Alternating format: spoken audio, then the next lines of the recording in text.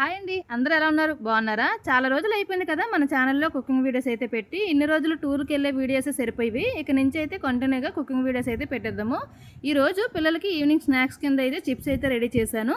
పిల్లలకి evening snacks కింద ready చేద్దామని చూస్తే ఇంట్లో గోధుమ పిండి తప్ప ఏమీ లేదనమాట. ఇంకేముంది గోధుమ పిండితోనే చిప్స్ అయితే రెడీ చేశాను.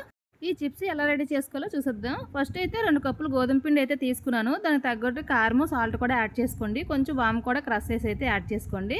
కొంచెం వేడి నూనె వేస్తే కొంచెం గుల్లగుల్లగా వస్తాయన్నమాట. చాలా బాగుంటుంది. కొంచెం వేడి వేడి ఆయిల్ కానీ బటర్ కానీ ఏమైనా యాడ్ చేయొచ్చు అనమాట. నేను ఆయిల్ అయితే యాడ్ చేసిన తర్వాత చపాతీ పిండిలా కలుపుకున్నాను. ఆ తర్వాత చపాతీ రోల్లా చేసుకొని డైమండ్ షేప్లో కట్ చేసుకోవడమే. మీకు కావాల్స్తే సేమ్ ఇలాగే చిట్టు సమోసాలు కూడా రెడీ చేసుకోవచ్చు అనమాట. ఇదే ప్రాసెస్లో సమోసాలు రెడీ చేసినప్పటికీ టైం టేకింగ్ పడుతుందని చెప్పేసి నేను ఇలాగ డైమండ్ షేప్లో అయితే కట్ చేసి డ్రై ఫ్రై అయితే చేసేస్తున్నాను. అంతే, చాలా సింపుల్. 10 నిమిషాల్లో రెడీ అయిపోతాయి ఈ చిప్స్. చాలా అంటే చాలా టేస్టీగా ఉంటుంది. ఈవినింగ్ స్నాక్స్ కింద అయినా టీ టైం చాలా బాగుంటుంది ఇది. సేమ్ ఇవే చిప్స్ అయితే మైదా పిండితో కూడా రెడీ చేసుకోవచ్చు. కానీ పిల్లలు అడిగారు కదని చెప్పి నేను గోధుమ పిండితో అయితే ప్రిపేర్ చేశాను. గోధుమ పిండితో కూడా చాలా టేస్టీగా వచ్చాయి. మీరు కూడా ఒకసారి ట్రై చేయండి.